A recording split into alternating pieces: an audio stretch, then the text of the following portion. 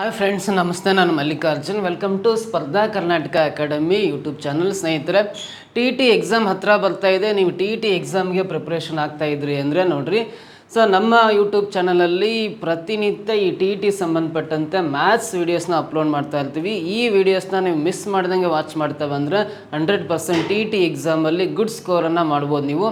ಹಾಗೆ ಸ್ನೇಹಿತರೆ, ಸ್ಪರ್ಧಾ ಕರ್ನಾಟಕ ಅಕಾಡೆಮಿ ಯೂಟ್ಯೂಬ್ ಚಾನಲಲ್ಲಿ ನೀವು ಇನ್ನೂ ಸಬ್ಸ್ಕ್ರೈಬ್ ಆಗಿಲ್ಲ ಅಂದರೆ ಸಬ್ಸ್ಕ್ರೈಬ್ ಆಗಿ ಪಕ್ಕದಲ್ಲಿ ಬರೋ ಬೆಲ್ ಐಕನ್ ಪ್ರೆಸ್ ಮಾಡಿ.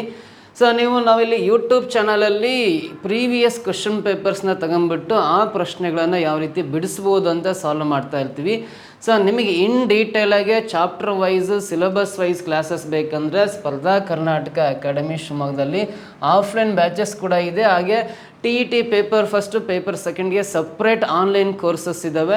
ಇದಲ್ಲದನೆಯ VA ಮತ್ತು PDO, ಲ್ಯಾಂಡ್ ಸರ್ವೇರು, ಬೀಟ್ ಫಾರೆಸ್ಟರ್ ಎಕ್ಸಾಮಿಗೆ ಸಂಬಂಧಪಟ್ಟಂತೆ so different package courses Spardha Karnataka academy.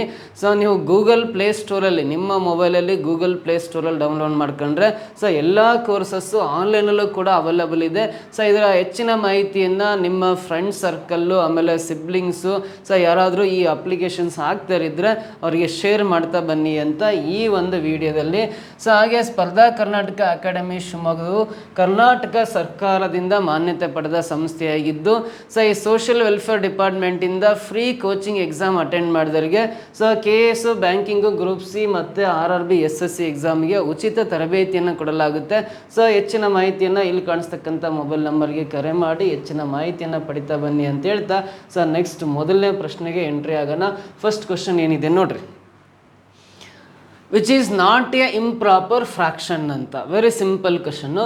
ಕೆಳಗಿನವುಗಳಲ್ಲಿ ಯಾವುದು ವಿಷಮ ಭಿನ್ನರಾಶಿ ಅಲ್ಲದ್ದು ಅಂತ ಇದೆ. ಇಲ್ಲಿ ಕೊಟ್ಟರೆ 4 ಆಪ್ಷನ್ಸಲ್ಲಿ ವಿಷಮ ಭಿನ್ನರಾಶಿ ಯಾವುದು ಆಗಿಲ್ಲ ಅಂತ ಕೇಳಿದ್ದಾರೆ. ಸೊ ನೋಡ್ರಿ, ಇಲ್ಲಿ ಫಸ್ಟ್ ಆಫ್ ಆಲ್ ಸಮ ಭಿನ್ನ ರಾಶಿ ಮತ್ತು ವಿಷಮ ಭಿನ್ನ ರಾಶಿ ಬಗ್ಗೆ ನಿಮಗೆ ಪ್ರಾಪರ್ ಐಡಿಯಾಸ್ ಇರಬೇಕು. ಸಮ ಭಿನ್ನ ರಾಶಿ ಅಂದರೆ ಏನು, ವಿಷಮ ಭಿನ್ನ ರಾಶಿ ಅಂದರೆ ಏನು. ಸೊ ಆ ಐಡಿಯಾಸ್ ಕರೆಕ್ಟಾಗಿ ಗೊತ್ತಿತ್ತು ಅಂದರೆ ನಿಮಗೆ ಆನ್ಸರ್ ಮಾಡೋದು ತುಂಬ ಈಸಿ ಆಗುತ್ತೆ.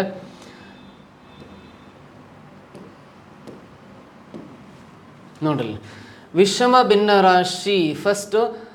ಸಮ ಭಿನ್ನ ರಾಶಿ ಅಂದರೆ ಏನು ಅಂತ ಗೊತ್ತಿರಬೇಕು. ಸಮ ಭಿನ್ನ ರಾಶಿ ಅಂತ ಕರಿತೀವಿ ಇಂಗ್ಲೀಷಲ್ಲಿ. ಪ್ರಾಪರ್ ಫ್ರಾಕ್ಷನ್ ಅಂದರೆ ಏನಂತ ಸೊ ನಿಮಗೆ ಐಡಿಯಾಸ್ ಇರಬೇಕು. ಪ್ರಾಪರ್ ಫ್ರಾಕ್ಷನ್ ಅಂದರೆ ಏನು ಅಂದರೆ ಅಂಶ ಚಿಕ್ಕದಿದ್ದು ನೋಡ್ರಿ, ಛೇದ ದೊಡ್ಡದಿರ್ಬೇಕು. ಫಾರ್ ಎಕ್ಸಾಂಪಲ್ 3/4 ಅನ್ನತಕ್ಕಂಥ ನಂಬರು, 1/4 ಅನ್ನೋದು, 7/8 ಅನ್ನೋ ನಂಬರು, ಸೊ ಆಮೇಲೆ 3/11 ಅಂತಕ್ಕಂಥ ನಂಬರ್ಸ್, ಇವನ್ನೆಲ್ಲ ನಾವು ಸಮ ಭಿನ್ನ ರಾಶಿಗಳು ಅಂತ ಕರಿತೀವಿ. ಪ್ರಾಪರ್ ಫ್ರಾಕ್ಷನ್ಸ್ ಅಂತ ಕರಿತೀವಿ. ಯಾಕೆಂದರೆ ಸೊ ಇಲ್ಲಿ ಎಲ್ಲ ಅಂಶಗಳು ಈ ಛೇದಕ್ಕಿಂತ ಚಿಕ್ಕ ಸಂಖ್ಯೆಗಳಿದಾವೆ. ಅಂಶಗಳಂದರೆ numerators are less than the denominators ಅಂತ ಕರಿತೀವಿ. ಅಂಶಗಳು ಛೇದಕ್ಕಿಂತ ಚಿಕ್ಕ ಸಂಖ್ಯೆಗಳಾಗಿದ್ದರೆ ಅವನ್ನ ನಾವು ಸಮ ಭಿನ್ನ ರಾಶಿಗಳು ಅಂತ ಕರಿತೀವಿ. ಸಮ ಭಿನ್ನ ರಾಶಿಗಳಂದರೆ ನಾವು ಪ್ರಾಪರ್ ಫ್ರಾಕ್ಷನ್ಸ್ ಅಂತ ಕರಿತೀವಿ. ಸೊ ಹಾಗಾದರೆ ನಾವು ವಿಷಮ ಭಿನ್ನ ರಾಶಿ ಅಂದರೆ ಏನು ಅಂತ ತಿಳ್ಕೊಂಡಿರ್ಬೇಕು. ವಿಷಮ ಭಿನ್ನ ರಾಶಿ ಅಂದರೆ ಏನು, what is improper fraction. Improper fraction ಅಂದರೆ ಯಾವ ರೀತಿ ಇರುತ್ತೆ ಅಂತ ಒಂದು ನಿಮಗೆ ಐಡಿಯಾ ಇದ್ದರೆ ಸೊ ಈ ಕ್ವಶನ್ಗೆ ನೀವು ಸುಲಭವಾಗಿ ಆನ್ಸರ್ ಮಾಡ್ಬೋದು. ಇಂಪ್ರಾಪರ್ ಫ್ರಾಕ್ಷನ್ ಅಂದರೆ ಫಾರ್ ಎಕ್ಸಾಂಪಲ್ 5/3 ಆಗಿರ್ಬೋದು, 9/4 ಆಗಿರ್ಬೋದು, ಸೊ 11/5 ಆಗಿರ್ಬೋದು, ಅಥವಾ ಮೇಲ್ಗಡೆ 4 ಕೆಳಗಡೆನೂ 4 ಇರ್ಬೋದು. ಸೊ ನೋಡ್ರಿ, ಇಲ್ಲಿ ಈ ಅಂಶ ಏನಿದೆ ಅಲ್ಲ, ಈ ಛೇದಕ್ಕಿಂತ ದೊಡ್ಡದಾಗಿದ್ದು ಅಥವಾ ಸಮ ಇದ್ರೆ ಅವನ್ನೆಲ್ಲ ನಾವು ವಿಷಮ ಭಿನ್ನ ರಾಶಿಗಳು ಅಂತ ಕರಿತೀವಿ. ಅಂಶ ಚಿಕ್ಕದಿದ್ರೆ ಸಮ ಭಿನ್ನ ರಾಶಿ, ಅಂಶ ದೊಡ್ಡದಾಗಿದ್ರೆ ಅಥವಾ ಸಮ ಇದ್ರೆ ಅವನ್ನ ವಿಷಮ ಭಿನ್ನ ರಾಶಿ, ಇಂಪ್ರಾಪರ್ ಫ್ರಾಕ್ಷನ್ಸ್ ಅಂತ ಕರಿತೀವಿ. ಸೊ ಹಾಗಾದ್ರೆ ಇಲ್ಲಿ ಕೊಟ್ಟಿರೋ 4 ಆಪ್ಷನ್ಸಲ್ಲಿ ಯಾವುದು ವಿಷಮ ಭಿನ್ನ ರಾಶಿ ಆಗಿಲ್ಲ ಅಂತ ಕೇಳಿದ್ದಾರೆ. So which is not a improper fraction ಅಂತ ಕೇಳಿದ್ದಾರೆ. 11/11 ಇದೆ ಅಂದರೆ ಇದು ಇಂಪ್ರಾಪರ್ ಫ್ರಾಕ್ಷನ್. ಅಂಶ ಛೇದ ಸಮವಾಗಿದೆ ಅಂದರೆ ಇದು ಇಂಪ್ರಾಪರ್ ಫ್ರಾಕ್ಷನ್ ಆಗಿದೆ ಅಂತ ಹೇಳ್ತೀವಿ. 11/8 ಅಂದರೆ ಇಲ್ಲಿ ಅಂಶನೇ ದೊಡ್ಡದಿರೋದ್ರಿಂದ ಇದು ಕೂಡ ಇಂಪ್ರಾಪರ್ ಫ್ರಾಕ್ಷನ್ ಅಂದರೆ ವಿಷಮ ಭಿನ್ನ ರಾಶಿ ಆಗಿದೆ ಅಂತ. ಸೊ ಇಲ್ಲಿ ಅಂಶ ಚಿಕ್ಕದಿದೆ ಅಂದರೆ ಇದನ್ನು ನಾವೇನಂತ ಕರಿತೀವಿ, ಪ್ರಾಪರ್ ಫ್ರಾಕ್ಷನ್ ಅಂತ ಕರಿತೀವಿ, ಸಮಭಿನ್ನ ರಾಶಿ ಅಂತ ಕರಿತೀವಿ. ಇಲ್ಲಿ ಅಂಶ ದೊಡ್ಡದಿದೆ ಅಂದರೆ ಇದನ್ನ ಇಂಪ್ರಾಪರ್ ಫ್ರಾಕ್ಷನ್ ಅಂತ ಕರಿತೀವಿ. ಇಂಪ್ರಾಪರ್ ಫ್ರಾಕ್ಷನ್ ಅಂದರೆ ಇದು ವಿಷಮ ಭಿನ್ನ ರಾಶಿ ಅಂತ ಕರಿತೀವಿ. ಸೊ ಹಾಗಾದರೆ ಇಲ್ಲಿ ವಿಷಮ ಭಿನ್ನ ರಾಶಿ ಅಲ್ಲದ್ದು ಯಾವುದು ವಿಷಮ ಭಿನ್ನ ರಾಶಿ ಅಲ್ಲ ಅಂದರೆ ಆಪ್ಷನ್ ಥರ್ಡ್ ಇದೆಯಲ್ಲ, ಇದು ವಿಷಮ ಭಿನ್ನ ರಾಶಿ ಅಲ್ಲ ಅಂತ ಕರಿತೀವಿ. Third option is A proper fraction ಆಗಿರೋದ್ರಿಂದ ಯಾವುದು ವಿಷಮ ಭಿನ್ನ ರಾಶಿ ಅಲ್ಲ ಅಂದರೆ ಥರ್ಡ್ ಆಪ್ಷನ್ ವಿಷಮ ಭಿನ್ನ ರಾಶಿ ಆಗಿಲ್ಲ ಅಂತ ಹೇಳ್ತೀವಿ. ಕ್ಲಿಯರ್ ಆಗ್ತಾ ಇತ್ತಾ? ಸೊ ಇದು ಗೊತ್ತಾದ್ಮೇಲೆ ನೆಕ್ಸ್ಟ್ ಸೆಕೆಂಡ್ ಕ್ವಶನ್ಗೆ ಹೋಗೋಣ. Leela is Radha's younger sister. Leela is 1.5 years younger than Radha. If Radha's age is P, then the Leela's age in years ಅಂತ ಕೊಟ್ಟಿದ್ದಾನೆ. ಸೊ ಕನ್ನಡದಲ್ಲಿ ಪ್ರಶ್ನೆ ಹೋದ್ರಿ, ಲೀಲಾ ರಾಧಾಳ ತಂಗಿ ಅಂತಿದೆ. ಸೊ ಫಸ್ಟು ರಾಧಾ ಆದಮೇಲೆ ನೆಕ್ಸ್ಟು ಲೀಲಾ. ಸೊ ಲೀಲಾ ಅನ್ನೋಳು ರಾಧಾಳ ತಂಗಿ ಅಂತ ಕೊಟ್ಟಿದ್ದಾರೆ. ರಾಧಾಳಿಗಿಂತ ಲೀಲಾ 1.5 ವರ್ಷ ಚಿಕ್ಕವಳು. ನೋಡಿರಿ, ರಾಧಾಗಿಂತ ಲೀಲಾ ಎಷ್ಟು ವರ್ಷ ಚಿಕ್ಕವಳು ಅಂದರೆ 1.5 ವರ್ಷ ಚಿಕ್ಕವಳು ಅಂತ ಕೊಟ್ಟಿದ್ದಾರೆ. ರಾಧಾಳ ವಯಸ್ಸು ಪಿ. ನೋಡ್ರಿ, ರಾಧಾ ವಯಸ್ಸು ಪಿ ಅಂತ ಕೊಟ್ಟಿದ್ದಾರೆ ಅಂದರೆ ಸೊ ರಾಧಾಗಿಂತ 1.5 ವರ್ಷ ಲೀಲಾ ಚಿಕ್ಕಳು ಅಂದರೆ ರಾಧಾಳ ವಯಸ್ಸು ಪಿ ವರ್ಷ ಇರುತ್ತಲ್ಲ, ಅದರಲ್ಲಿ 1.5 ವರ್ಷ ಕಳೆದ್ವಿ ಅಂದರೆ ಲೀಲಾಳ ವಯಸ್ಸು ಸಿಗುತ್ತೆ. ನೋಡ್ರಿ, ರಾಧಾಳ ವಯಸ್ಸು ಪಿ ಇದೆ ಅಂದರೆ ರಾಧಾಗಿಂತ 1.5 ವರ್ಷ ಲೀಲಾ ಚಿಕ್ಕವಳು ಅಂತ ಕೊಟ್ಟಿರೋದ್ರಿಂದ ಸೊ ರಾಧಾ ವಯಸ್ಸಲ್ಲಿ 1.5 ವರ್ಷ ಮೈನಸ್ ಮಾಡಿದಾಗ ಲೀಲಾಳ ವಯಸ್ಸು ಎಷ್ಟು ಅಂತ ಗೊತ್ತಾಗುತ್ತೆ. ಸೊ ಹಾಗಾದ್ರೆ ಇದು ಪಿ ಆಗೇ ಇರಲಿ. 1.5 ನೋಡ್ರಿ, ಇದು ಮಿಶ್ರ ಭಿನ್ನ ರಾಶಿಯಲ್ಲಿ ಇದನ್ನ ವಿಷಮ ಭಿನ್ನ ರಾಶಿ ಕನ್ವರ್ಟ್ ಮಾಡೋದು ಯಾವ ಥರ ಅಂದರೆ ಈ ಛೇದದಿಂದ ಈ ಪೂರ್ಣಾಂಕವನ್ನು ಗುಣಾಕಾರ ಮಾಡಿರಿ, 2 × 1 2 ಬರುತ್ತೆ. ಈ 2ಕ್ಕೆ ಅಂಶವನ್ನು ಕೂಡಬೇಕು, 3 ಆಗುತ್ತೆ. ಸೊ ಮೈನಸ್ ಚಿಹ್ನೆ ಹಾಗೆ ಬರ್ಕೊಂಡು 3/2 ಬರ್ಕೊಳ್ರಿ. ಸೊ ಲೀಲಾಳ ವಯಸ್ಸು P - 3/2 ಬರುತ್ತೆ. ಇಲ್ಲಿ ಕೊಟ್ಟರೆ ಆಪ್ಷನಲ್ಲಿ P - 3/2 ಅಂತ 4th ಆಪ್ಷನಲ್ಲಿ ಇದೆ ನೋಡ್ರಿ, ಇದು ಸರಿ ಉತ್ತರ ಆಗುತ್ತೆ. ಕ್ಲಿಯರ್ ಆಗಿ ಗೊತ್ತಾಯ್ತಾ ಸೆಕೆಂಡ್ ಕ್ವಶನ್ಗೆ ಯಾವ ರೀತಿ ಆನ್ಸರ್ ಮಾಡ್ಬೋದು ಅಂತ. ಸೊ ಇದಿಷ್ಟು ಗೊತ್ತಾದ್ಮೇಲೆ ನೆಕ್ಸ್ಟ್ ಥರ್ಡ್ ಕ್ವಶನ್ ಬರೋಣ ಏನಿದೆ ಅಂತ. The book is written by ancient mathematician ಮಹಾವೀರ್ಯಾಚಾರ್ಯರು. ಪ್ರಾಚೀನ ಗಣಿತಜ್ಞ ಮಹಾವೀರ್ಯಾಚಾರ್ಯರು ರಚಿಸಿದ ಗ್ರಂಥ ಯಾವುದು ಅಂತ. ಸೊ ನಮ್ಮ ಏನ್ಷಿಯಂಟ್ ಮ್ಯಾಥಮೆಟಿಷಿಯನ್ ಇದರಲ್ಲ, ಮಹಾವೀರ್ಯಾಚಾರ್ಯನವರು ಏನ್ಷಿಯಂಟ್ ಮ್ಯಾಥಮೆಟಿಷನ್ನು. ಇವರು ರಚನೆ ಮಾಡಿರೋ ಪುಸ್ತಕ 4ರಲ್ಲಿ ಯಾವುದು ಅಂತ ಕ್ವಶನ್ ಕೇಳಿದ್ದಾನೆ. ಸೊ ನೋಡ್ರಿ, ಲೀಲಾವತಿ ಗಣಿತಂ ಅಂತ ಇದೆ, ಆಮೇಲೆ ಗಣಿತ ವಾಹಿನಿ ಅಂತಿದೆ, ಗಣಿತ ಚಂದ್ರಿಕಾ ಅಂತಿದೆ, ಗಣಿತ ಸಾರ ಸಂಗ್ರಹ ಅಂತ ಇದೆಯಲ್ಲ. ಸೊ ಈ ಲೀಲಾವತಿ ಗಣಿತಂ ಅಥವಾ ಲೀಲಾವತಿ ಗಣಿತ ಪುಸ್ತಕವನ್ನು ರಚನೆ ಮಾಡಿದವರು ಯಾರು ಅಂದರೆ ಭಾಸ್ಕರಾಚಾರ್ಯ ಏನಿದಾರಲ್ಲ, ನಮ್ಮ ಭಾರತೀಯ ಗಣಿತ ಶಾಸ್ತ್ರಜ್ಞರು ಭಾಸ್ಕರಾಚಾರ್ಯ ಏನಿದಾರಲ್ಲ, ಇವರು ಲೀಲಾವತಿ ಗಣಿತಂ ಅಂದರೆ ಲೀಲಾವತಿ ಗಣಿತ ಪುಸ್ತಕವನ್ನು ರಚನೆ ಮಾಡಿದವರು ಭಾಸ್ಕರಾಚಾರ್ಯ. ಸೊ ಅದೇ ಗಣಿತ ವಾಹಿನಿ ಮತ್ತು ಗಣಿತ ಚಂದ್ರಿಕಾ ಅಂತ ಪುಸ್ತಕಗಳು ಆ ಸ್ಟೇಟ್ ಗೌರ್ಮೆಂಟ್ಗಳು ರಚನೆ ಮಾಡಿರ್ತಕ್ಕಂಥ. ಫಾರ್ ಎಕ್ಸಾಂಪಲ್ ಇದು ಗಣಿತ ವಾಹಿನಿ ಅನ್ನೋದು ಆಂಧ್ರ ಪ್ರದೇಶದಲ್ಲಿ, ಅಥವಾ ಗಣಿತ ಚಂದ್ರಿಕಾ ಅನ್ನೋದು ಸೊ ಇದು ಕೂಡ AP-ಯಲ್ಲಿ ರಚನೆ ಮಾಡಿರ್ತಕ್ಕಂಥ ಸ್ಟೇಟ್ ಪುಸ್ತಕಗಳ ಹೆಸರುಗಳು ಅಷ್ಟೇ. ಈ 5ನೇ ಕ್ಲಾಸು 6ನೇ ಕ್ಲಾಸು 7 8ನೇ ಕ್ಲಾಸ್ಗೆ ಪುಸ್ತಕಗಳನ್ನು ರಚನೆ ಮಾಡಿ ಅದಕ್ಕೊಂದು ಹೆಸರಿಟ್ಟಿರ್ತಾರೆ, ಗಣಿತ ವಾಹಿನಿ ಸೊ ಅಥವಾ ಕನ್ನಡ ಗಣಿತ, ಸೊ ಗಣಿತ ಚಂದ್ರಿಕಾ ಅಂತ ಹೇಳ್ತೀವಲ್ಲ. ಸೊ ಇವು ಸ್ಟೇಟ್ ಬುಕ್ಸ್ ನೇಮ್ಸ್ ಅಷ್ಟೇ, ಇವು ಬುಕ್ಗಳ ಹೆಸರುಗಳು, ಬುಕ್ಸ್ ನೇಮ್ಸ್ ಅಷ್ಟೇ. ಇವನ್ನುಗಳನ್ನು ರಚನೆ ಯಾರು ಮಾಡಲ್ಲ. ಸೊ ಆ ಪಠ್ಯ ಪುಸ್ತಕ ರಚನಾ ಕಮಿಟಿ ಇರುತ್ತಲ್ಲ, ಅವರೆಲ್ಲ ಸೇರ್ಕೊಂಡು ಈ ಪುಸ್ತಕಗಳನ್ನು ರಚನೆ ಮಾಡಿದ್ದಾರೆ. ಸೊ ಅದು ಆಂಧ್ರ ಪ್ರದೇಶದಲ್ಲಿ ರಚನೆ ಮಾಡಿರ್ತಕ್ಕಂಥ ಪುಸ್ತಕಗಳ ಹೆಸರು ಗಣಿತ ವಾಹಿನಿ ಮತ್ತು ಗಣಿತ ಚಂದ್ರಿಕಾ ಅಂತಕ್ಕಂಥರು. ಸೊ ಇವೆರಡು ಪುಸ್ತಕಗಳ ನೇಮ್, ಸ್ಟೇಟ್ ಬುಕ್ಸ್ ನೇಮ್, ಅದು ಎಸ್ಪೆಷಲಿ ಆಂಧ್ರ ಪ್ರದೇಶದ್ದು ಆ ಪಠ್ಯ ಪುಸ್ತಕ ರಚನಾ ಸಮಿತಿಗಳು ರಚನೆ ಮಾಡಿರೋ ಪುಸ್ತಕಗಳಿವು. ಹಾಗಾದರೆ ಇಲ್ಲಿ ಗಣಿತ ಸಾರ ಸಂಗ್ರಹ ಅಂತ ಇದೆಯಲ್ಲ, ಈ ಗಣಿತ ಸಾರ ಸಂಗ್ರಹವನ್ನು ನಮ್ಮ ಏನ್ಷಿಯಂಟ್ ಮ್ಯಾಥಮೆಟಿಷಿಯನ್ ಏನಿದೆಯಲ್ಲ ಮಹಾವೀರ್ಯಾಚಾರ್ಯ, ಸೊ ಮಹಾವೀರಾಚಾರ್ಯ ಇವರು ರಚನೆ ಮಾಡಿರ್ತಕ್ಕಂಥ ಪುಸ್ತಕದ ಹೆಸರು ಏನಂದರೆ ಗಣಿತ ಸಾರ ಸಂಗ್ರಹ ಅಂತ ಕರಿತೀವಿ. ಸೊ ಹಾಗಾದರೆ ಏನ್ಷಿಯಂಟ್ ಮ್ಯಾಥಮೆಟಿಷಿಯನ್ನು ಮಹಾವೀರ್ಯಾಚಾರ್ಯ ರಚನೆ ಮಾಡಿರೋ ಪುಸ್ತಕ ಯಾವುದಂದರೆ ಗಣಿತ ಸಾರ ಸಂಗ್ರಹ ಅಂತ ಕರಿತೀವಿ. ಆಪ್ಷನ್ 4th ಈ ಪ್ರಶ್ನೆಗೆ ಸರಿಯಾದ ಉತ್ತರ ಆಗಿರುತ್ತೆ. ಓಕೆನಾ? ಈ 3 ಕ್ವಶನ್ಗೆ ಆನ್ಸರ್ ಗೊತ್ತಾದ್ಮೇಲೆ ನೆಕ್ಸ್ಟ್ ಪ್ರಶ್ನೆ ಟ್ರೈ ಮಾಡಿರಿ. What is the sum of all the odd numbers, odd natural numbers from 1 to 29 ಅಂತಿದೆ. ಸೊ 1 to 29 1ರಿಂದ 10 ಅಲ್ಲ, 1ರಿಂದ 29ವರೆಗಿನ ಎಲ್ಲ ಸ್ವಾಭಾವಿಕ ಸಂಖ್ಯೆಗಳ ಮೊತ್ತ ಎಷ್ಟು ಅಂತ ಕೇಳಿದ್ದಾನೆ. ಅದು 10ರಿಂದ ಅಲ್ಲ, 1ರಿಂದ 29ವರೆಗಿನ ಎಲ್ಲ ಬೆಸ ಸ್ವಾಭಾವಿಕ ಸಂಖ್ಯೆಗಳ ಮೊತ್ತ ಎಷ್ಟು ಅಂತ ಪ್ರಶ್ನೆ ಕೇಳಿದ್ದಾನೆ. ಸೊ 1ರಿಂದ 29ವರೆಗೆ ಬರೋ ಬೆಸ ಸ್ವಾಭಾವಿಕ ಸಂಖ್ಯೆಗಳು ಯಾವ್ಯಾವು ಅಂದರೆ 1 ಬರುತ್ತೆ, ನೆಕ್ಸ್ಟ್ 3 ಬರುತ್ತೆ, 3 ಆದಮೇಲೆ 5 ಬರುತ್ತೆ, ನೆಕ್ಸ್ಟ್ 7, 7 ಆದಮೇಲೆ 9, 9 ಆದಮೇಲೆ 11, 11 ಆದಮೇಲೆ 13, 13 ಆದಮೇಲೆ 15, 15 ಆದಮೇಲೆ 17, 17 ಆದಮೇಲೆ 19, 19 ಆದಮೇಲೆ 21, 21 ಆದಮೇಲೆ 23, 23 ಆದಮೇಲೆ 25, 25 ಆದಮೇಲೆ 27, 27 ಆದಮೇಲೆ 29. ಸೊ 1ರಿಂದ 29ವರೆಗೂ ಬರ್ತಕ್ಕಂಥ ಬೆಸ ಸಂಖ್ಯೆಗಳು ಆಡ್ ನ್ಯಾಚುರಲ್ ನಂಬರ್ಸ್ ಅಂತ ಕರಿತೀವಿ. ಇವೆಲ್ಲ ಸಂಖ್ಯೆಗಳನ್ನು ಸಂಕಲನ ಅಂದರೆ ಕೂಡಿದಾಗ ಅಡಿಷನ್ ಮಾಡಿದರೆ ಟೋಟಲ್ ಸಮ್ ಎಷ್ಟು ಬರುತ್ತೆ ಅಂತ ಪ್ರಶ್ನೆ ಕೇಳಿದ್ದಾನೆ. Very simple. ಇವೆಲ್ಲ ನಂಬರ್ಸ್ ಬರ್ಕೊಂಡು ಅಡಿಷನ್ ಮಾಡ್ತಾ ಹೋದ್ರೆ ಸೊ ಇಲ್ಲಿ 1 + 29 first number last number addition ಮಾಡಿದ್ರೆ 30 ಆಗುತ್ತೆ. ಸೊ ಅದೇ ಥರ 3 + 27 ಇವೆರಡು ಕೂಡಿದರೆ 30 ಬರುತ್ತೆ, ಟೋಟಲಿ 60 ಆಯಿತು. ಸೊ ನೆಕ್ಸ್ಟು 5 + 25 ಇವೆರಡು ಕೂಡಿದಾಗ 30 ಆಗುತ್ತೆ, ಟೋಟಲ್ ಇಲ್ಲಿಗೆ 90 ಬಂತು. ಸೊ ನೆಕ್ಸ್ಟ್ 7 + 23 ಇವೆರಡನ್ನು ಕೂಡಿದಾಗ 30 ಆಗುತ್ತೆ, 90 + 30 ಅಂದರೆ 120 ಆಗುತ್ತೆ. ಸೊ ನೆಕ್ಸ್ಟ್ 9 + 21 ಇವೆರಡು ಆ್ಯಡ್ ಮಾಡಿರಿ 30 ಬರುತ್ತೆ, ಟೋಟಲ್ ಇಲ್ಲಿಗೆ 150 ಆಯಿತು.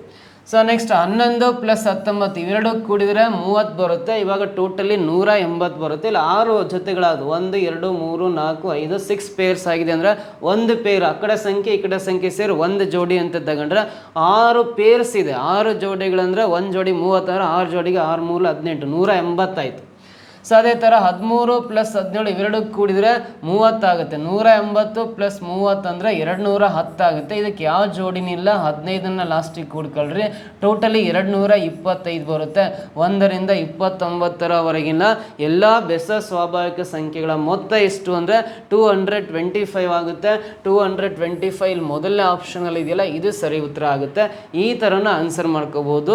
ಇನ್ನೂ ಸಿಂಪಲ್ ಮೆಥಡಿಂದ ಹೇಳ್ಕೊಡೋದಾದರೆ ನಿಮಗೆ ನೋಡಿರಿ, 1ರಿಂದ ಎಸ್ಪೆಷಲಿ 1ರಿಂದ ಅಂತ ಕೊಟ್ಟರೆ ಮಾತ್ರ, 1ರಿಂದ ಸ್ಟಾರ್ಟ್ ಆಗಿದೆ ಅಂತ ಕೊಟ್ಟರೆ ಮಾತ್ರ 1ರಿಂದ 29ವರೆಗೆ ಎಷ್ಟು ಬೆಸ ಸಂಖ್ಯೆಗಳಿದ್ದಾವೆ ಅಂದರೆ ಇಲ್ಲಿ 1 2 3 4 5 6 7 8 9 10 11 12 13 14 15 ಇದಾವೆ.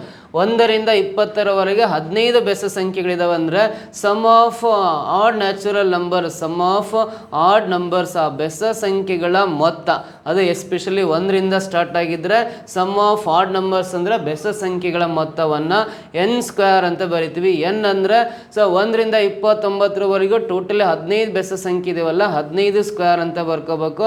15² ಅಂದರೆ 15ನ 2 ಸಲ ಬರ್ಕೊಂಡು ಗುಣಾಕಾರ ಮಾಡಿ ಅಂತ, 15 × 15 ಮಲ್ಟಿಪ್ಲೈ ಮಾಡಿದ್ರೆ ಎಷ್ಟು ಬರುತ್ತೆ, 15² ಅಂದರೆ 225 ಬರುತ್ತಲ್ಲ. ಇದು 1ರಿಂದ 29ವರೆಗಿನ ಎಲ್ಲ ಬೆಸ ಸ್ವಾಭಾವಿಕ ಸಂಖ್ಯೆಗಳ ಮೊತ್ತ ಸಮ್ ಆಗಿರುತ್ತೆ, 225 ಬರುತ್ತೆ. ಅಗೇನ್ ಫಸ್ಟ್ ಆಪ್ಷನ್ನೇ ಕರೆಕ್ಟ್ ಆಗುತ್ತೆ. ನಿಮಗೆ ಯಾವ ಈಸಿ ಅನಿಸುತ್ತೋ ಆ ಮೆಥಡ್ನ ಫಾಲೋ ಮಾಡಿರಿ, 2 ಥರನ ಇದನ್ನ ಆನ್ಸರ್ ಮಾಡ್ಬೋದು. ಓಕೆನಾ. ನೆಕ್ಸ್ಟ್ ಕ್ವಶನ್ ಟ್ರೈ ಮಾಡೋಣ. ಮುಂದಿನ ಪ್ರಶ್ನೆ ಏನಿದೆ ಅಂತ, which numbers is divisible by 11 ಅಂತ ಇದೆ. ಸೊ ಇಲ್ಲಿ ಕೊಟ್ಟಿರೋ ಯಾವ ಸಂಖ್ಯೆ 11ರಿಂದ ಭಾಗವಾಗುತ್ತದೆ ಅಂತ ಕೇಳಿದ್ದಾನೆ. ಇಲ್ಲಿ ಕೊಟ್ಟಿರೋ ಯಾವ ಸಂಖ್ಯೆ 11ರಿಂದ ಭಾಗವಾಗುತ್ತದೆ ಅಂತ ಕೊಟ್ಟಾಗ ಸೊ ವೆರಿ ಸಿಂಪಲ್, 11ರಿಂದ ಬಾಕ್ಸ್ಗಂತ ಕೂರೋ ಅವಶ್ಯಕತೆ ಇಲ್ಲ. ಸೊ ಇಲ್ಲಿ ಆಪ್ಷನ್ ಥ್ರೂ ಚೆಕ್ ಮಾಡ್ತಾ ಹೋಗ್ರಿ. ಈ ಬಲಗಡೆಯಿಂದ ಫಸ್ಟ್ ಪ್ಲೇಸಲ್ಲಿರೋ ನಂಬರು, ಥರ್ಡ್ ಪ್ಲೇಸಲ್ಲಿರೋ ನಂಬರು, 5th ಪ್ಲೇಸಲ್ಲಿರೋ ನಂಬರು, 7th ಪ್ಲೇಸಲ್ಲಿರೋ ನಂಬರು ಇವಷ್ಟು ಅಡಿಷನ್ ಮಾಡಿರಿ. 3 + 4 7, 7 + 6 13, 13 + 2 15 ಬರುತ್ತೆ. ಉಳಿದಿರೋ ಸಮಸ್ಥಾನಗಳಲ್ಲಿರುವ ಅಂಕೆಗಳ ಮೊತ್ತ 2 + 4 6, 6 + 8 14 ಆಗುತ್ತೆ. ಆ 14 ಬರ್ಕೊಂಡು ಇವೆರಡು ಡಿಫ್ರೆನ್ಸ್ ಮಾಡಿರಿ 1 ಬರುತ್ತೆ.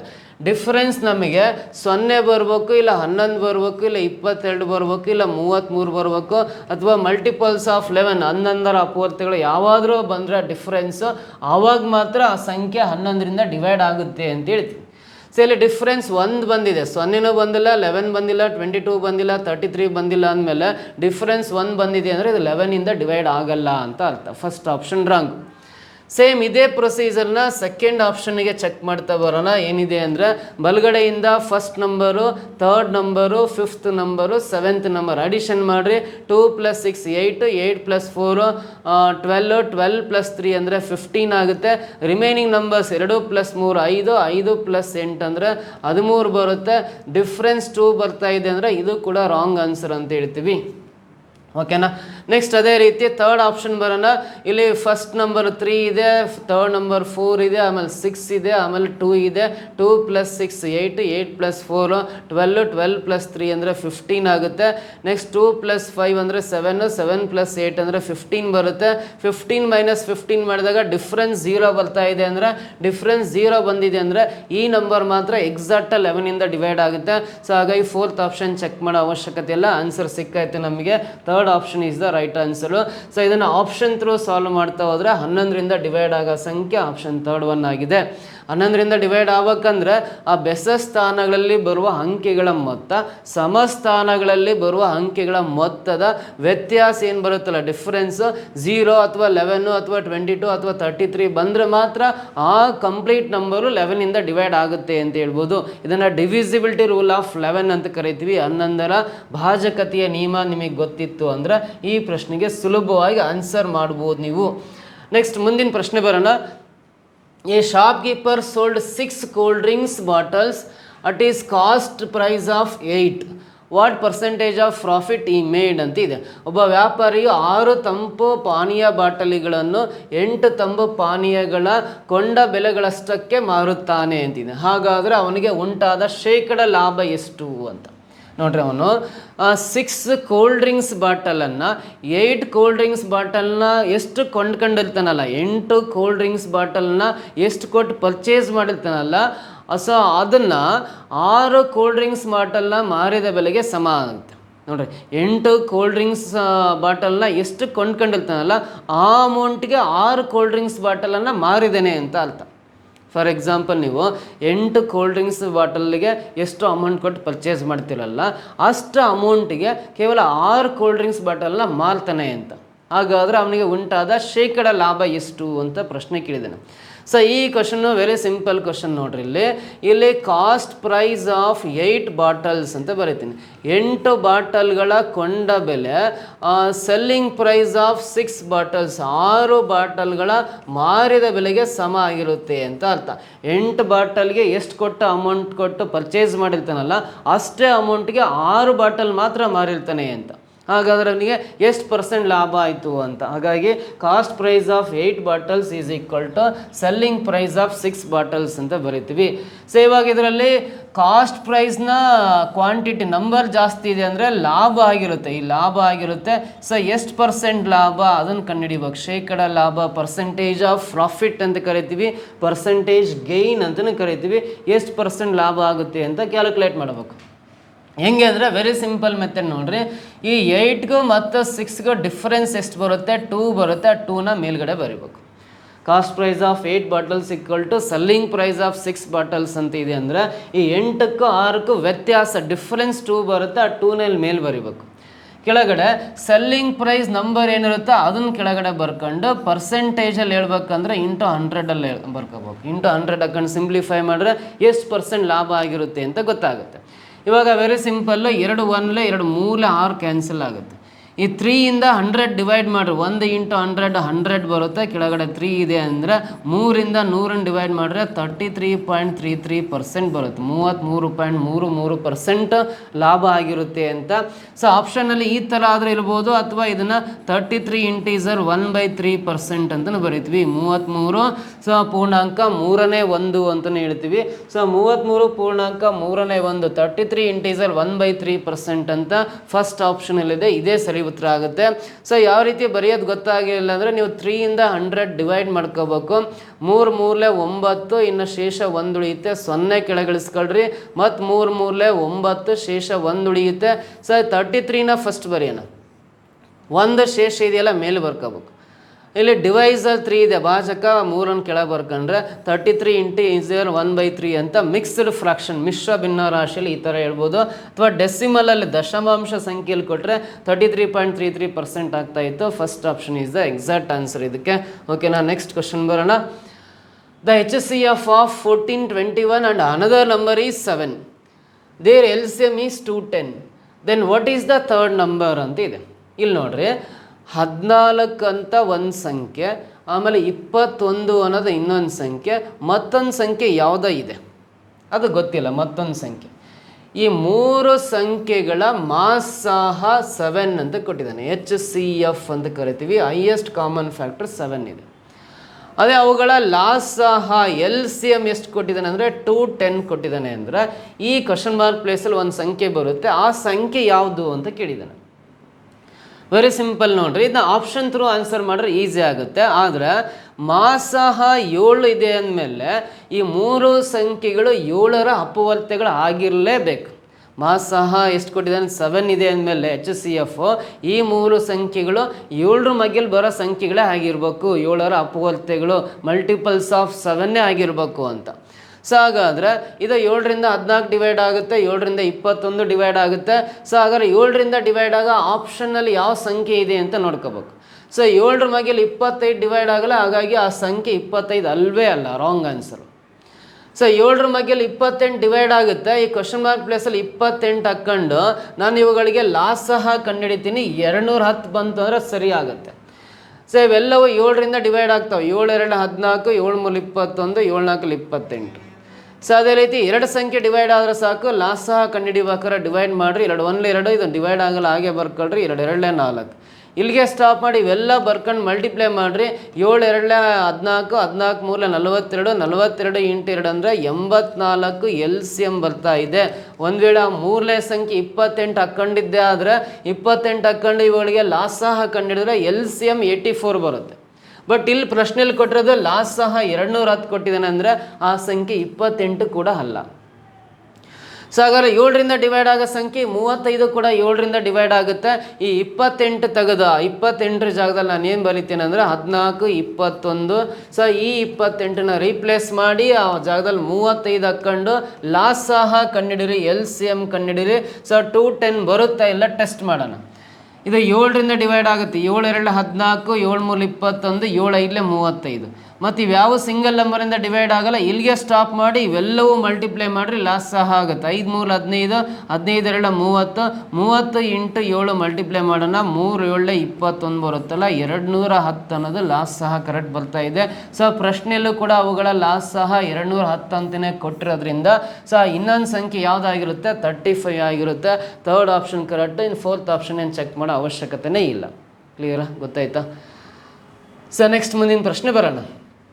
If the volume of a cube is 0.0000064 cubic meter, cu.m ಅಂದರೆ ಕ್ಯೂಬಿಕ್ ಮೀಟರ್ ಅಂತ, ಘನ ಮೀಟರ್ ಅಂತ ಬರೀತೀವಿ ಕನ್ನಡದಲ್ಲಿ.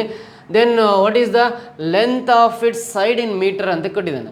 ಒಂದು ಘನದ ಘನಫಲ ಇಷ್ಟು ಕೊಟ್ಟಿದ್ದಾನೆ, ಹಾಗಾದರೆ ಅದರ ಪ್ರತಿ ಅಂಚಿನ ಅಳತೆಯು ಮೀಟರ್ಗಳಲ್ಲಿ ಎಷ್ಟು ಅಂತ ಪ್ರಶ್ನೆ ಕೇಳಿದ್ದಾನೆ. ಸೊ ಕ್ಯೂಬ್ ಅಂತ ಕರಿತೀವಿ. ಘನ ಅಂದರೆ ನಮಗೆ ಫಸ್ಟ್ ಅದರ ಐಡಿಯಾ ಇರಬೇಕು. ಇದನ್ನು ನಾವು ಕ್ಯೂಬ್ ಅಂತ ಕರಿತೀವಿ. ಟೋಟಲಿ 6 ಮುಖಗಳಿರ್ತವೆ. ಎಲ್ಲ ಮುಖಗಳು ಚೌಕಾಕಾರದಲ್ಲಿರೋದ್ರಿಂದ ಇದನ್ನು ಕ್ಯೂಬ್ ಅಂತ ಕರಿತೀವಿ, ಘನ ಅಂತ ಕರಿತೀವಿ. ಘನದ ಪ್ರತಿಯೊಂದು ಬಾಹುಗಳ ಅಳತೆ ಸೇಮ್ ಇರುತ್ತೆ. A × A, ಉದ್ದ ಅಗಲ ಎತ್ತರ ಎಲ್ಲವೂ ಸೇಮ್ ಇರ್ತಾವೆ. ಸೊ ಎಲ್ಲ ಎಡ್ಜಸ್ ಸೇಮ್ ಇದ್ರೆ ಮಾತ್ರ ಅದನ್ನ ಕ್ಯೂಬ್ ಅಂತ ಕರಿತೀವಿ, ಘನ ಅಂತ ಕರಿತೀವಿ.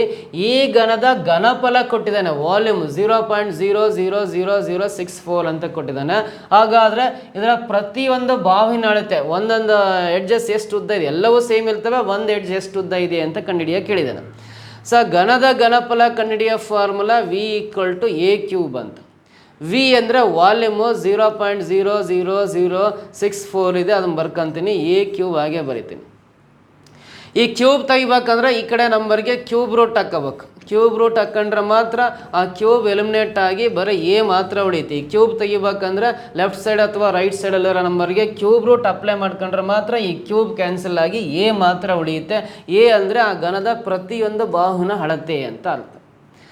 ಅಂದರೆ 0.0000 ಇದಕ್ಕೆ 64ಗೆ ನಾವೇನು ಕಂಡುಹಿಡಿಬೇಕಂದ್ರೆ ಕ್ಯೂಬ್ ರೂಟ್ ಕಂಡುಹಿಡಿಬೇಕು. ಸೊ ಕ್ಯೂಬ್ ರೂಟ್ ಕಂಡುಹಿಡಿದ್ರೆ ಎಷ್ಟು ಬರುತ್ತೆ ಅಂತ. ಸೊ ಅದು ಕ್ಯೂಬ್ ರೂಟ್ ಕ್ಯಾಲ್ಕುಲೇಟ್ ಮಾಡೋಣ. ಇಲ್ಲಿ ಬರೀ ಸೊನ್ನೆಗಳು ಬಿಟ್ಟು 64 ನಂಬರ್ ಇದೆಯಲ್ಲ, 64 ಕ್ಯೂಬ್ ರೂಟ್ 4 ಆಗುತ್ತೆ. ಯಾಕಂದರೆ 4ನ 3 ಸಲ ಮಲ್ಟಿಪ್ಲೈ ಮಾಡಿರಿ, 4 × 4 16, 16 64 ಆಗೋದ್ರಿಂದ 64ಗೆ ಕ್ಯೂಬ್ ರೂಟ್ 4 ಬರುತ್ತೆ. ಸೊ ಇವಾಗ ಇಲ್ಲಿ ಪಾಯಿಂಟ್ ಇದೆ, ಪಾಯಿಂಟ್ ಇಡೋದು ಗೊತ್ತಾಗಬೇಕು ನೋಡ್ರಿ. ಈ 2 ಅಂಕೆಯಿಂದ 1 ಪಾಯಿಂಟು, ಈ 2 ಅಂಕೆಯಿಂದ ಈ 3 ಅಂಕೆಯಿಂದ 1 ಪಾಯಿಂಟು, ಈ 3 ಅಂಕೆಯಿಂದ 1 ಪಾಯಿಂಟ್. ಸೊ ಅಲ್ಲಿ ಕ್ಯೂಬ್ ಇರೋದ್ರಿಂದ ಪ್ರತಿ 3 ಅಂಕೆಗೆ 1 ಪಾಯಿಂಟ್ ಬರೀತಾ ಹೋಗ್ಬೇಕು. ಪ್ರತಿ 3 ಅಂಕೆಗೆ 1 ಪಾಯಿಂಟ್ ಬರ್ಕೊಂತ ಹೋದ್ರೆ, ಸೊ ಇಲ್ಲಿ ಬಲಗಡೆಯಿಂದ 3 ಅಂಕೆಗೆ 1 ಪಾಯಿಂಟ್, 1 ಈ 3 ಅಂಕೆಗೆ 1 ಅಂದರೆ ಇಲ್ಲಿ ರೈಟ್ ಸೈಡಿಂದ 2 ಅಂಕೆಗಳ ಆಮೇಲೆ ಪಾಯಿಂಟ್ ಬರಿಬೇಕು.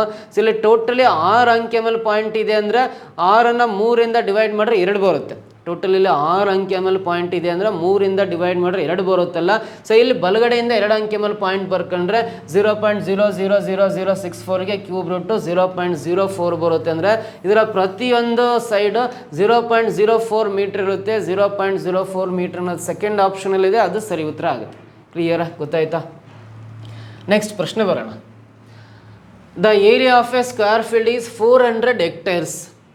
What is its perimeter in metres ಅಂತ ಕೊಟ್ಟಿದ್ದಾನೆ. ಒಂದು ಚೌಕಾಕಾರದ ಜಮೀನಿನ ಕ್ಷೇತ್ರಫಲವು 400 ಹೆಕ್ಟರ್ಗಳಾಗಿವೆ. ಹಾಗಾದರೆ ಅದರ ಸುತ್ತಳತೆಯು ಮೀಟರ್ಗಳಲ್ಲಿ ಎಷ್ಟು ಅಂತ ಕೇಳಿದ್ದಾನೆ. ಸೊ ಇಲ್ಲಿ ಚೌಕಾಕಾರದಲ್ಲಿ ಒಂದು ಜಮೀನಿದೆ, ಈ ಥರ ಸ್ಕ್ವೇರ್ ಶೇಪಲ್ಲಿ ಒಂದು ಜಮೀನಿದೆ. ಸೊ ಇದರ ವಿಸ್ತೀರ್ಣ ಅಂದರೆ ಇದು ಎಷ್ಟು ಹೆಕ್ಟೇರ್ ಇದೆ ಅಂದರೆ 400 ಹೆಕ್ಟೇರ್ ಇದೆ ಅಂತ. 400 ಹೆಕ್ಟೇರ್ ಇದೆ ಅಂತ ಕೊಟ್ಟಿದ್ದಾನೆ. 400 ಹೆಕ್ಟೇರ್ ಇದೆ ಅಂತ ಕೊಟ್ಟಿದ್ದಾನೆ. ಇದರ ವಿಸ್ತೀರ್ಣ ಅಂದರೆ ಕ್ಷೇತ್ರಫಲ 400 ಹೆಕ್ಟೇರ್ಸ್ ಅಂತ ಕೊಟ್ಟಿದ್ದಾನೆ. ಸೊ ಹಾಗಾದ್ರೆ ಇದರ ಸುತ್ತಳತೆ ಅಂದರೆ ಈ 4 ಬಾಹುಗಳ ಅಳತೆಗಳ ಮೊತ್ತ ಎಷ್ಟು ಬರುತ್ತೆ ಅದು ಸುತ್ತಳತೆ ಅಂತ ಕರೀತೀವಿ. ಪೆರಿಮೀಟರ್ ಅಂದರೆ ಆಲ್ 4 ಸೈಡ್ಸ್ನ ಆ್ಯಡ್ ಮಾಡಿರಿ, ಅದೇ ಪೆರಿಮೀಟರ್ ಆಗಿರುತ್ತೆ ಸುತ್ತಳತೆ. ಸೊ ಹಾಗಾದ್ರೆ ಇದು 400 ಹೆಕ್ಟೇರ್ ಇದೆಯಲ್ಲ, ಪ್ರತಿಯೊಂದು ಬಾಹುವಿನ ಅಳತೆ ಎ ಅಂತ ತಗೊಂತೀನಿ. ಚೌಕ ಅಂದರೆ ಎಲ್ಲ ಸೈಡ್ಸ್ ಈಕ್ವಲ್ ಇರಬೇಕು.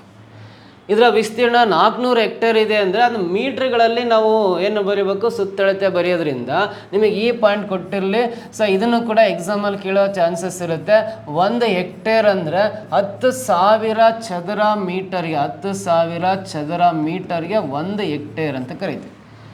10,000 ಚದರ ಮೀಟ್ರಿಗೆ 1 ಹೆಕ್ಟೇರ್ ಆದರೆ 400 ಹೆಕ್ಟೇರ್ ಅಂದರೆ ಎಷ್ಟಾಗುತ್ತೆ? 400 ಹೆಕ್ಟೇರ್ ಅಂದರೆ ಎಷ್ಟಾಗುತ್ತೆ ಅಂದರೆ ನೋಡ್ರಿ.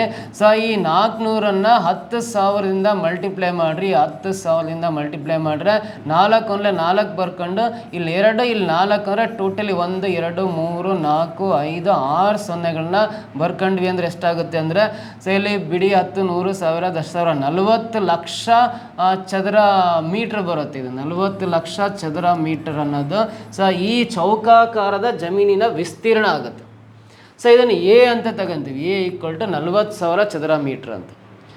ಸೊ ಚೌಕದ ವಿಸ್ತೀರ್ಣ ಕಂಡುಹಿಡಿಬೇಕಂದ್ರೆ ಫಾರ್ಮುಲಾ A² ಅಂತ. ಎ ಅಂದರೆ 40 ಲಕ್ಷ ಚದರ ಮೀಟ್ರ್ ಇದೆ, 40 ಲಕ್ಷ ಚದರ ಮೀಟ್ರ್ ಇದೆ = ರೈಟ್ ಸೈಡಲ್ಲಿ A² ಬರೀತಾನೆ. ಈ 40 ಲಕ್ಷನ ಸ್ಕ್ವೇರ್ ಫಾರ್ಮೆಟಲ್ಲಿ ಬರೆಯೋದಾದರೆ, ಸೊ ಸ್ಕ್ವೇರ್ ಫಾರ್ಮೆಟಲ್ಲಿ ಬರೆಯೋದಾದರೆ ನೋಡ್ರಿ, ಇಲ್ಲಿ 2 ಇಲ್ಲಿ 2 ಇಲ್ಲಿ 2, ಸೊ ಇಲ್ಲಿ 2 ಬರ್ಕೊಂಡು 2 0 1 0 ಈ 2 0 1 0 ಈ 2 0 2 0 1 0 ಬರ್ಕೊಂಡು 2000 ಹೋಲ್ ಸ್ಕ್ವೇರ್ ಅಂತ ಬರ್ಕೊಂಡ್ರೆ ಅದು 40 ಲಕ್ಷ ಆಗುತ್ತೆ. 2000 ಹೋಲ್ ಸ್ಕ್ವೇರ್ ಅಂದರೆ 40 ಲಕ್ಷ. ಯಾಕಂದರೆ 2 ಸ್ಕ್ವೇರ್ ಅಂದರೆ 4, 3 0 ಸ್ಕ್ವೇರ್ ಹಾಕಿರಿ 6 0 ಬರ್ತಾವೆ. 2 ಕಡೆ ಸ್ಕ್ವೇರ್ ಕ್ಯಾನ್ಸಲ್ ಆದರೆ ಎ = 2000 ಬರುತ್ತೆ. ಎ = 2000 ಮೀಟ್ರ್ ಆಗುತ್ತೆ. ಅಂದರೆ ಪ್ರತಿಯೊಂದು ಸೈಡು 2000 ಮೀಟ್ರ್ ಉದ್ದ ಇರುತ್ತೆ ಅಂತ. ಪ್ರತಿಯೊಂದು ಸೈಡು 2000 ಮೀಟ್ರ್ ಉದ್ದ ಇರುತ್ತೆ. ಇದು ಕೂಡ 2000 ಮೀಟ್ರ್ ಉದ್ದ ಇರುತ್ತೆ. ಎ ಅಂದರೆ ಪ್ರತಿಯೊಂದು ಬಾಹುವಿನ ಅಳತೆ. ಸೊ ಪ್ರತಿಯೊಂದು ಸೈಡು ಕೂಡ 2000 ಮೀಟ್ರ್ ಉದ್ದ ಇರುತ್ತೆ. ಚೌಕ ಅಂದರೆ ಆಲ್ ಸೈಡ್ಸ್ ಆರ್ ಈಕ್ವಲ್ ಅಲ್ಲ, ಪ್ರತಿಯೊಂದು ಸೈಡ್ಸ್ 2000 ಮೀಟ್ರ್ ಇರುತ್ತೆ. ಇಲ್ಲಿ ಕೇಳಿರೋದು ಸೊ ಸುತ್ತಳತೆ ಕೇಳಿದಾನೆ. ಪೆರಿಮೀಟ್ರ್ ಎಷ್ಟಿರುತ್ತೆ? ಪೆರಿಮೀಟ್ರ್ ಅಂದರೆ 4 ಸೈಡ್ ಆ್ಯಡ್ ಮಾಡಿರಿ. 2000 + 2000 4000 + 2000 6000 + 2000 ಅಂದರೆ ಟೋಟಲಿ 8000 ಆಗುತ್ತೆ. 8000 ಮೀಟ್ರ್ ಅಂತ ಏನಿದೆಯಲ್ಲ ಇದ್ರೆ ಅದರ ಸುತ್ತಳತೆ ಆಗಿರುತ್ತೆ. 8000 metre is the perimeter. Perimeter ಅಂದರೆ 8000 ಮೀಟ್ರ್ ಅಂತ ಹೇಳ್ತೀವಲ್ಲ, this is the perimeter of a square shaped field ಅಂತ ಕರಿತೀವಿ. ಆ ಚೌಕಾಕಾರದ ಸೊ ಒಂದು ಜಮೀನಿನ ಸುತ್ತಳತೆ ಅಂದರೆ 8000 ಮೀಟ್ರ್ ಬರುತ್ತೆ. 8000 ಮೀಟ್ರ್ ಅಂದರೆ ಇಸ್ ನಥಿಂಗ್ ಬಟ್ 8 ಕಿಲೋಮೀಟ್ರಿಗೆ ಸಮ ಆಗುತ್ತೆ ನೋಡ್ರಿ. ಸೊ ಒಂದೊಂದು ಸೈಡು 2 ಕಿಲೋಮೀಟ್ರ್ ಉದ್ದ ಇರುತ್ತೆ ಅಂತ. Next one which of the following form a Pythagorean triplet ಅಂತ ಇದೆ. ಕೆಳಗಿನ ಯಾವುದು ಪೈಥಾಗೋರಸ್ನ ತ್ರಿವಳಿಯಾಗಿದೆ ಅಂತ. ಸೊ ಇಲ್ಲಿ ಕೊಟ್ಟರೆ ಆಪ್ಷನ್ಸಲ್ಲಿ ಯಾವ ಸಂಖ್ಯೆಗಳ ಗುಂಪು ಪೈಥಾಗೋರಸ್ನ ಟ್ರಿಪ್ಲೆಟ್ ಆಗಿದೆ ಅಂತ ಕ್ವಶನ್ ಕೇಳಿದ್ದಾನೆ.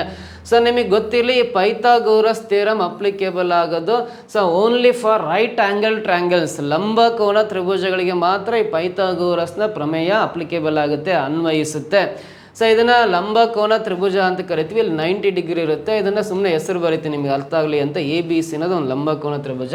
ಸೊ ಈ ತ್ರಿವಳಿಗಳು ಯಾವುದು ಆಗಿದೆ ಅಂತ ಕೇಳಿದ್ದಾನೆ.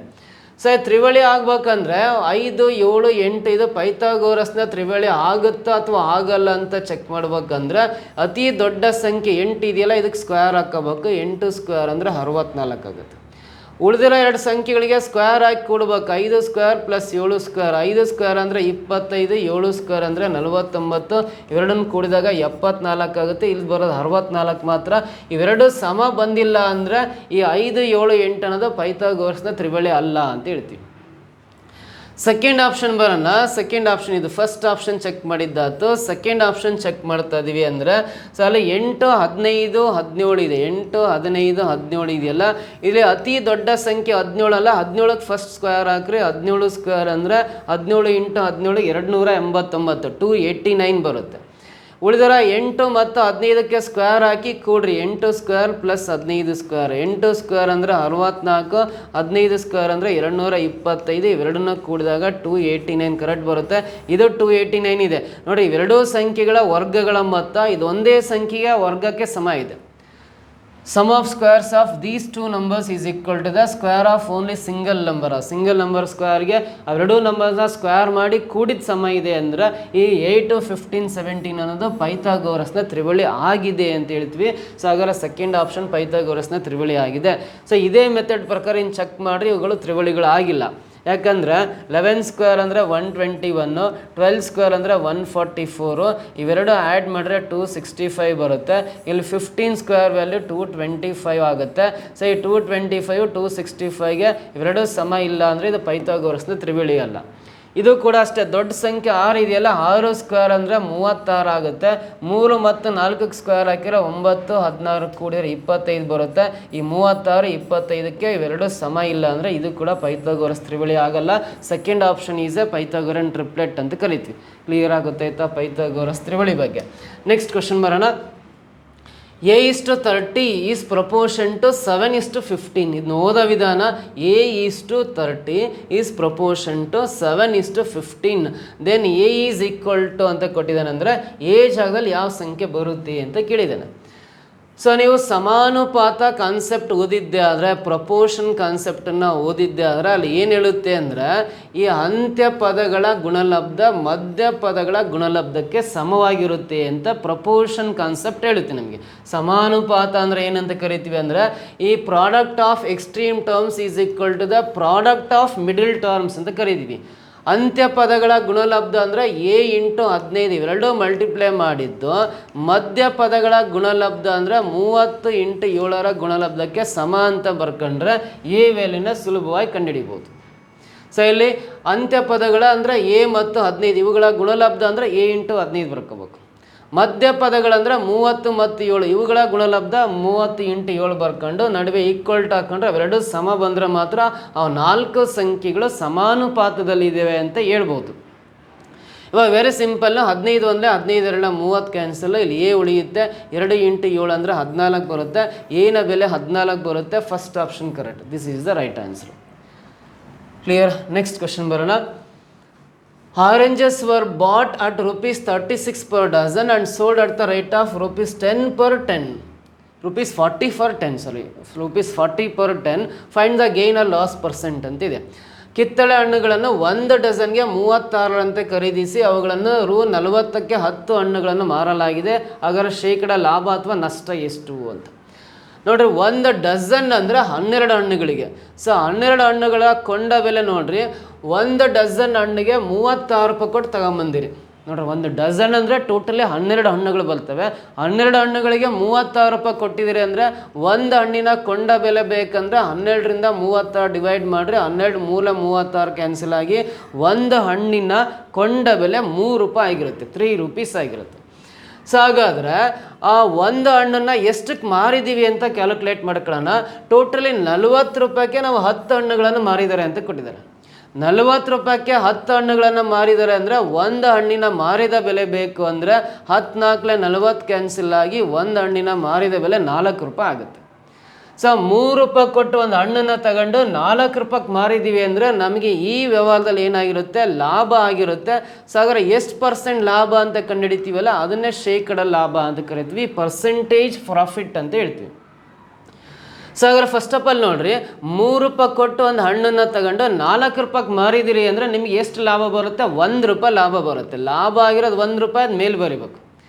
ಸೊ ಎಷ್ಟು ಇನ್ವೆಸ್ಟ್ ಮಾಡಿರೋದು, ನೀವು ಒಂದು ಹಣ್ಣಿಗೆ 3 ರೂಪಾಯಿ ಬಂಡವಾಳ ಹಾಕಿದ್ರೆ ಇನ್ವೆಸ್ಟ್ ಮಾಡಿದ್ದು 3 ರೂಪಾಯಿ ಅಲ್ಲ, ಅದನ್ನ ಕೆಳಗಡೆ ಬರೀಬೇಕು. 3 ರೂಪಾಯಿ ಇನ್ವೆಸ್ಟ್ ಮಾಡಿದ್ದಕ್ಕೆ 1 ರೂಪಾಯಿ ಲಾಭ ಬಂದರೆ 100ಕ್ಕೆ ಎಷ್ಟು ಲಾಭ ಅಂತ ಕಂಡುಹಿಡಿರಿ, ಅದನ್ನೇ ಪರ್ಸೆಂಟೇಜ್ ಪ್ರಾಫಿಟ್, ಶೇಕಡ ಲಾಭ ಅಂತ ಕರಿತೀವಿ. ಸೊ 3ಯಿಂದ 100 ಡಿವೈಡ್ ಮಾಡಿರಿ 33.33 ಬರುತ್ತೆ. 33.33% ಪ್ರಾಫಿಟ್ ಅಂತ ಹೇಳ್ತೀವಿ. 33.33%ನ ಆಗಲೇನೋ ಒಂದು ಪ್ರಾಬ್ಲಮ್ನಲ್ಲಿ ಕೊಟ್ಟಿದ್ದೀನಿ. ಇದನ್ನು ಮಿಶ್ರ ಭಿನ್ನ ರಾಶಿಯಲ್ಲಿ ಬರ್ಕೊಂಡ್ರೆ 33 ಇಂಟೀಸರ್ 1/3% ಲಾಭ ಆಗಿರುತ್ತೆ ಈ ವ್ಯವಹಾರದಲ್ಲಿ. 33 ಇಂಟೀಸರ್ 1/3% ಪ್ರಾಫಿಟ್ ಅಂತ ಕರಿತೀವಿ. ಸೊ ಇಲ್ಲಿ ಗೈನ್ ಆಫ್ 33 ಇಂಟೀಸರ್ 1/3 ಅಂತ 4th ಆಪ್ಷನಲ್ಲಿ ಇದೆ ನೋಡ್ರಿ, ಇದು ಸರಿ ಉತ್ತರ ಆಗಿರುತ್ತೆ. ಯಾಕಂದರೆ ಇಲ್ಲಿ ಸೆಕೆಂಡ್ ಆಪ್ಷನ್ ಲಾಸ್ ಇದೆ, ಇಲ್ಲಿ ಲಾಸ್ ಆಗಿರಲ್ಲ, ಲಾಭ ಆಗಿರುತ್ತೆ. ಅದಕ್ಕೋಸ್ಕರ 4th ಆಪ್ಷನ್ ಇದಕ್ಕೆ ಎಕ್ಸಾಕ್ಟಾಗಿ ರೈಟ್ ಆನ್ಸರ್ ಆಗುತ್ತೆ. ಕ್ಲಿಯರಾ? ಸೊ ನೆಕ್ಸ್ಟ್ ಕ್ವಶನ್ ಟ್ರೈ ಮಾಡೋಣ. Find the value of X in the equation ಅಂತ ಇದೆ ನೋಡಿ. ಈ ಸಮೀಕರಣದಲ್ಲಿ ಎಕ್ಸ್ನ ಬೆಲೆಯನ್ನು ಕಂಡುಹಿಡಿಬೇಕು. ಸೊ ಇಲ್ಲಿ ಎಕ್ಸ್ನ ಬೆಲೆ ಕಂಡುಹಿಡಿಬೇಕಂದ್ರೆ ನೋಡ್ರಿ, ಈ ಡಿವೈಡ್ ಬೈ 2 ಈ ಸೈಡ್ ಬಂದರೆ ಇಂಟು 2 ಆಗುತ್ತೆ. ಈ 2ರಿಂದ ಈ 7 ಮತ್ತು 3 ಎಕ್ಸನ್ನು ಮಲ್ಟಿಪ್ಲೈ ಮಾಡಿ ಬರಿಬೇಕು. 2 ಇಂಟು 7 ಅಂದರೆ 14 ಬರುತ್ತೆ, ಪ್ಲಸ್ 2 ಇಂಟು 3 ಅಂದರೆ 2 3 6 ಎಕ್ಸ್ ಬರುತ್ತೆ. ಈ ರೈಟ್ ಸೈಡಲ್ಲಿ ಮೇಲಿರೋ 6 ಮೈನಸ್ ಎಕ್ಸ್ ಹಾಗೆ ಬರ್ಕೊಳ್ರಿ. ಇಲ್ಲಿ ಎಕ್ಸ್ನ ಬೆಲೆಯನ್ನು ಕ್ಯಾಲ್ಕುಲೇಟ್ ಮಾಡ್ಬೇಕಂದ್ರೆ ಎಕ್ಸ್ ಟರ್ಮ್ಸ್ ಎಲ್ಲ ಒಂದು ಸೈಡ್ ತಗೊಂಬರ್ರಿ, ಓನ್ಲಿ ಕಾನ್ಸ್ಟೆಂಟ್ ನಂಬರ್ ಸಂಖ್ಯೆಗಳು ಮಾತ್ರ ಇನ್ನೊಂದು ಸೈಡ್ ಇರಲಿ.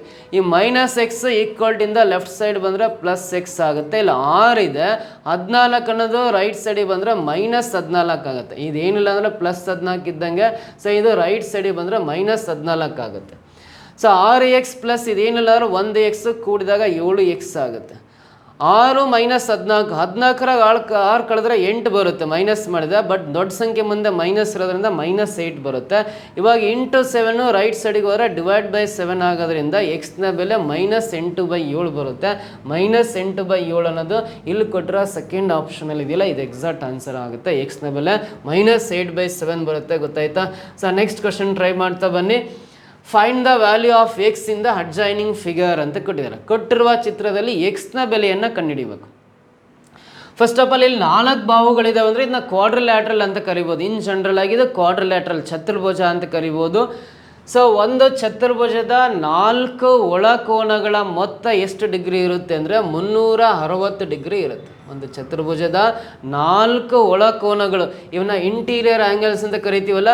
ಒಂದು ಚತುರ್ಭುಜದಲ್ಲಿ ಇರ್ತಕ್ಕಂಥ 4 ಒಳಕೋನಗಳ ಮೊತ್ತ 360 ಡಿಗ್ರಿ ಆಗುತ್ತೆ. ಆ 360 ಡಿಗ್ರಿಯಲ್ಲಿ ಇವೆರಡೂ ಕೋನಗಳ ಮೊತ್ತ 50 + 50 ಅಂದರೆ 100 ಡಿಗ್ರಿನ ಮೈನಸ್ ಮಾಡಿಬಿಡ್ರಿ. ಇನ್ನು ಉಳಿಯೋದು ನಮಗೆ 260 ಡಿಗ್ರಿ. ಈ 260 ಡಿಗ್ರಿ ಈ ಉಳಿದ 2 ಕೋನಗಳ ಅಳತೆಗಳಾಗಿರ್ಬೇಕು. ಇವೆರಡೂ ಸೇರಿದರೆ 260 ಡಿಗ್ರಿ ಆಗಬೇಕು. ಇದು ಎಕ್ಸ್ ಇದು ಎಕ್ಸ್ ಸೇಮ್ ಇರೋದ್ರಿಂದ ಎಕ್ಸ್ ಪ್ಲಸ್ ಎಕ್ಸ್ ಅಂದರೆ 2x. 2xನ ವ್ಯಾಲ್ಯೂ 260 ಡಿಗ್ರಿ ಅಂತ. ಸೊ ಈ 260 ಅನ್ನೋದು ಉಳಿದ 2 ಕೋನಗಳ ಮೊತ್ತ ಆಗಿರುತ್ತೆ. ಹಾಗಾಗಿ 2ರಿಂದ ಡಿವೈಡ್ ಮಾಡಿರಿ. 2 1 2 2 3 6 0 ಪಕ್ಕ ಬರ್ಕೊಂಡ್ರೆ ಎಕ್ಸ್ ಈಕ್ವಲ್ ಟು 130 ಡಿಗ್ರಿ ಬರುತ್ತೆ.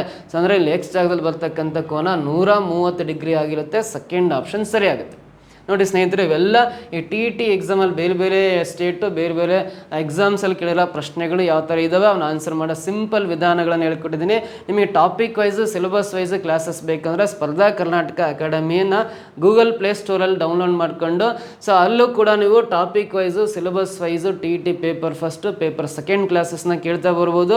ಹಾಗೆ land ಸರ್ವೇರು, beat forester, VA exams, PDO exams ಕೂಡ ಆನ್ಲೈನ್ ಕೋರ್ಸಸ್ ಅವೈಲೇಬಲ್ ಇದ್ದಾವೆ. ಸೊ ಹೆಚ್ಚಿನ ಮಾಹಿತಿ ಬೇಕಂದರೆ ಸೊ ನೀವಿಲ್ಲಿ 907167 9071673831 ಅಥವಾ 32ಗೆ ಕರೆ ಮಾಡಿ ಹೆಚ್ಚಿನ ಮಾಹಿತಿಯನ್ನು ಪಡಿತಾ ಬನ್ನಿ. ಸೊ ಈ ವಿಡಿಯೋ ನಿಮಗೆ ಇಷ್ಟ ಆಗಿದ್ರೆ ಒಂದು ಲೈಕ್ ಮಾಡಿ, ನಿಮಗೆ ಏನು ಅನಿಸುತ್ತೆ ಅಂತ ಕಮೆಂಟ್ ಮಾಡಿ, ಹಾಗೆ ಸೊ ನಿಮ್ಮ ಫ್ರೆಂಡ್ಸ್ಗೆಲ್ಲ ಶೇರ್ ಮಾಡ್ತಾ ಬನ್ನಿ. ಈ ವಿಡಿಯೋನ ಕೊನೆವರೆಗೂ ವಾಚ್ ಮಾಡಿದ್ದಕ್ಕೆ ತಮ್ಮೆಲ್ಲರಿಗೂ ಧನ್ಯವಾದಗಳು. Thank you so much.